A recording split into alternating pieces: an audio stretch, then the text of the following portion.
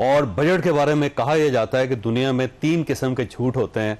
एक झूठ होता है, दूसरा सफ़ेद झूठ होता है और तीसरा बजट होता है। क्योंकि हमेशा बजट जब बनाया जाता है तो ये सोच के बनाया जाता है और ये ऐलान किया जाता है कि इसका आम आदमी को बहुत फ़ायदा होगा, लेकिन आज तक पाकिस्तानी कौम वो फ़ायदा तलाश कर रही है जो आम आदमी के लिए बनाया गया था, ये पैदा किया गया था। ये बजट भी यकीनन पिछले बजट की तरह उतना ही खौफनाक होगा, क्योंकि जब भी गरीब आदमी देखता है तो उसे किसी बजट के अंदर से कोई रिलीफ नहीं मिलता। तो क्या वाकई इस बजट के अंदर से कोई रिलीफ नहीं मिलेगा आम आदमी को? और अब इकॉनमी की पोजीशन क्या है? और इसके साथ साथ जो हुकूमत पाकिस्तान ने अपने इकनॉमिक सर्वे ऑफ पाकिस्तान के अंदर जो अनाउंसमेंट की थी कि हमारी एग्रीकल्चर की जो परफॉर्मेंस है वो बहुत पुअर है, तो एक एग्रीकल्चर कंट्री जिसके अंदर 70% लोग एग्रीकल्चर के साथ ताल्लुक़ रखते हैं, वहाँ पे अगर ज़राअत की परफॉर्मेंस ही पुअर है तो फिर हम कैसे कह सकते हैं कि पाकिस्तान प्रोग्रेस की तरफ बढ़ रहा है? ये एक बहुत बड़ा सवाल है जो आज के शो में हम डिस्कस भी करेंगे, और इसके अलावा बाकी फीचर्स जो बजट के जो ज़ाहिर अभी अनफोल्ड हो रहे हैं उसके ऊपर भी बात करेंगे। हमारे साथ तशरीफ़ रखते हैं डॉक्टर कैसर अहमद शेख साहब, वफाकी वज़ीर हैं और सरमायाकारी बोर्ड की इनके पास कलमदान है। इनके साथ डॉक्टर आबद सलारी साहब तशरीफ़ रखते हैं और एग्जीक्यूटिव डायरेक्टर हैं SDPI के, और डॉक्टर इकरामुल हक साहब हमारे साथ तशरीफ़ रखते हैं, माशी महर है, और इनसे भी हम गुफ्तगू करेंगे। आबद सलारी साहब आपकी तरफ आना। सर, ये फरमाइएगा, ये जो बजट है इसके अंदर अच्छाई कौन सी और बुराई कौन सी? मैं ज़हनी तौर पे इससे कहीं ज़्यादा एक डिफ़िकल्ट बजट के लिए तैयार बैठा था।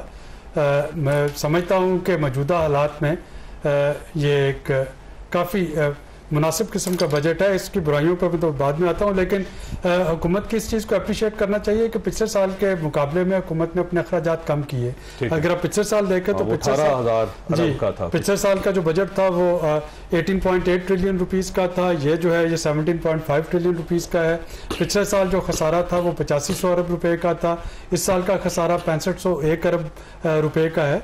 और अगर इन चीज़ों को देखें और स्पेशली IMF की मुखालफत के बावजूद जो सैलरीड क्लास को गो का एक सिंबॉलिक रिलीफ है टैक्सेस में, या जो पेज और पेंशन जो है वो इंक्रीज़ की गई हैं, जो फर्टिलाइज़र पे GST नहीं बढ़ाया गया, इस तरह के कुछ इकदाम जो हैं IMF इनकी काफ़ी जो है मुखालफत कर रहा था। लेकिन खुशकिस्मती से जो इंटरेस्ट रेट 22 से 11% आया, हुकूमत के पास तकरीबन 800 अरब रुपए का कुशन था जो कि उसने जुडिशली इस्तेमाल किया।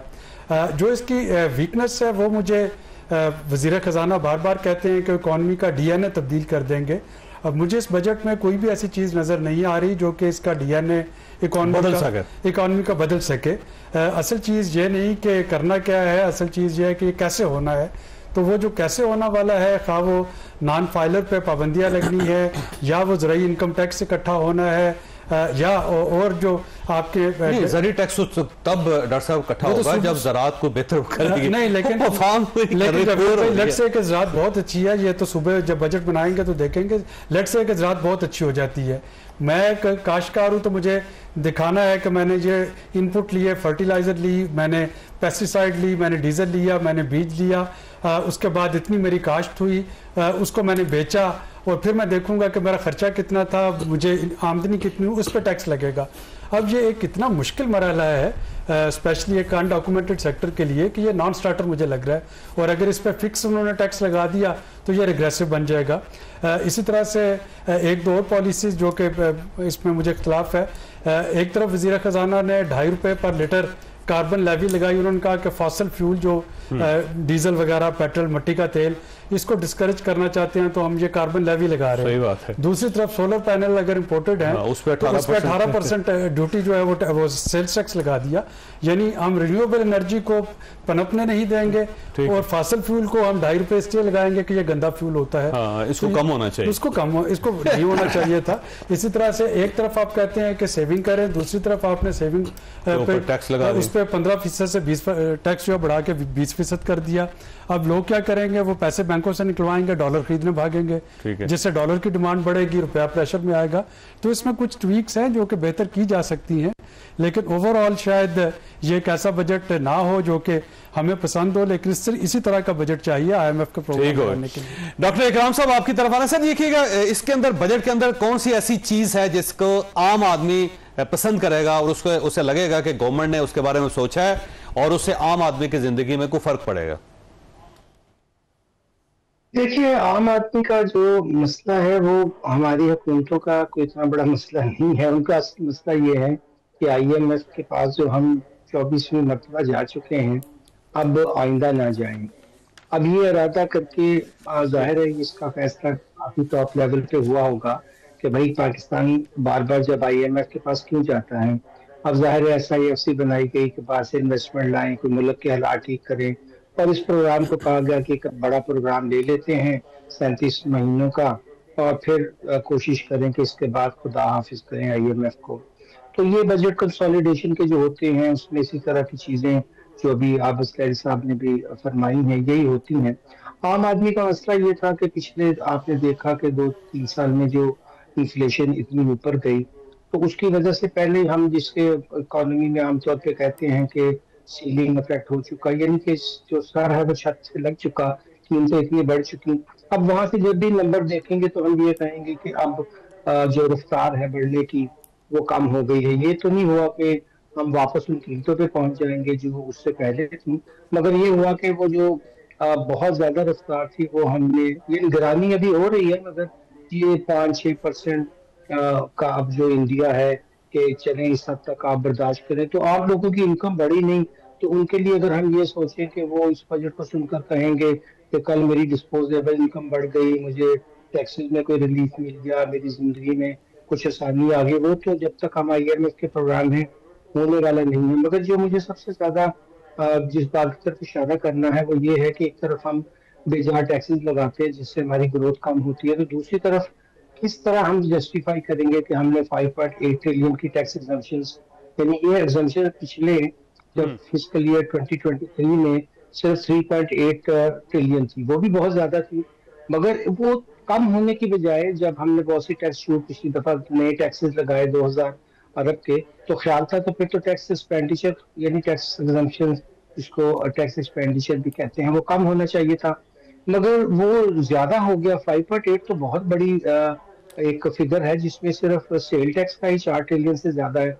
अब इसकी मैं जो वजह समझा वो बड़ी सादा है कि उन्होंने सेल टैक्स जीरो कर दिया जो पेट्रोलियम प्रोडक्ट पे था, ताकि सूबों को उनकी सेल में से 57.5 ना मिले, और उसके ऊपर पेट्रोलियम लेवी लगा के सारा पैसा यानी कि 883 के करीब उन्होंने प्रोजेक्ट किया कि हम यहाँ से इकट्ठा करेंगे।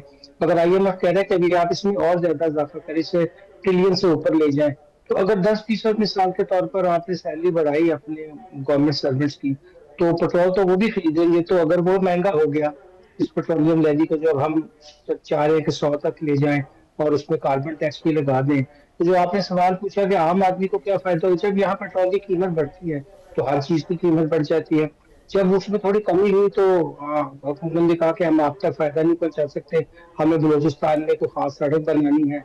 अब वो पेट्रोलियम से पैसा बचा के सड़क बनानी है, वो भी तो सारा तो हम उधार से ही लेते हैं, चाहे यहाँ से ले लें या वहां से ले लें। अब भी आप देखेंगे तो दो आइटम्स जो डिफेंस और 10% के बाद सारा कर्जा ही लेना है, तो ये कहानी दोस्तों कि हाँ कुछ कमी जरूर अखराजात में इसलिए हुई कि 22 से 11% हमारा इंटरेस्ट रेट जो था वो कम हुआ, तो गवर्नमेंट को एक पॉइंट भी नीचे जाए तो 300 बिलियन का फायदा होता है। तो ये तो मेरे हिसाब से, लेकिन ऐसा उसमें यह है कि अगर आपका इंटरेस्ट रेट कम हुआ है तो फिर उससे बिजनेस पे फर्क पड़ना चाहिए, लेकिन बिजनेस पे फर्क कोई नहीं पड़ रहा। कैसे शेख साहब आपकी तरफ आना, ये फरमाइए सर, ये पाकिस्तान का जो सबसे बड़ा अलमिया है ना, वो अलमिया ये कि हम बिजनेस फ्रेंडली नहीं है, और कोई गवर्नमेंट भी बिजनेसमैन के बारे में नहीं सोचती या बिजनेस को डेवलप करने के बारे में नहीं सोचती। इस बजट में भी अगर हम बिजनेस डेवलप कर लेना तो हमारे सारे मसले हल हो जाएंगे, लेकिन ये भी बिजनेस के रास्ते में रुकावट है ठीक ठाक किस्म की। नहीं, इस बजट में देखिए जो एक तो हालात आपको पता है पाकिस्तान मुश्किल दौर से गुजर रहा है सर, वो हमेशा नहीं जो हालात सामने है ठीक है, ज्यादा अरसा आप दुरुस्त कह रहे हैं यही हुआ है, लेकिन हालात आपके सामने डिफॉल्ट की बातें हो रही थी, अब डिफॉल्ट की बात तो नहीं होती ना। तो इसको देखने के लिए अब जो आम आदमी का आपने सवाल पूछा बड़ा पर्टिनेंट सवाल है। देखिए बहुत सी जगह से आम आदमी को रिलीफ मिला जो आप तस्लीम करेंगे, मसलन तनख्वाहदार तबका जो किया कि उनका सरकार का सर देखिए ना, तनख्वाह बहुत लोग हैं ना, करोड़ों की, प्राइवेट सेक्टर हो या गवर्नमेंट सेक्टर, दोनों में तनख्वाहदार तबका जो है 1 लाख रुपए तक इनकम जो है 5% 2.5% हो गया। अब तो उसको सिर्फ 60,000 के बजाय 30,000 टैक्स पड़ेगा ना साल का।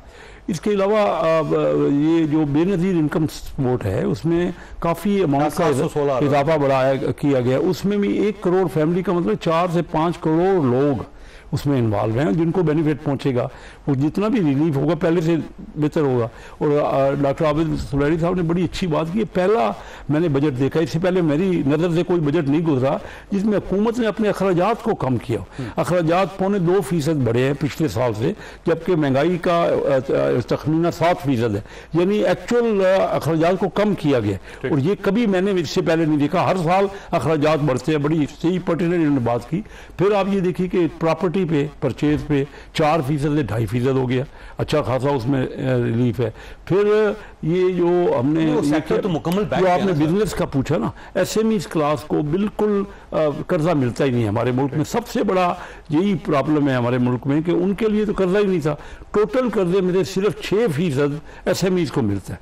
अब हमने उसमें उनको फैसिलिटेट कर रहे हैं, उनको ज़्यादा कर्जा अमाउंट देके ताकि बिजनेस लोगों का फ़रोग पाए इसमें।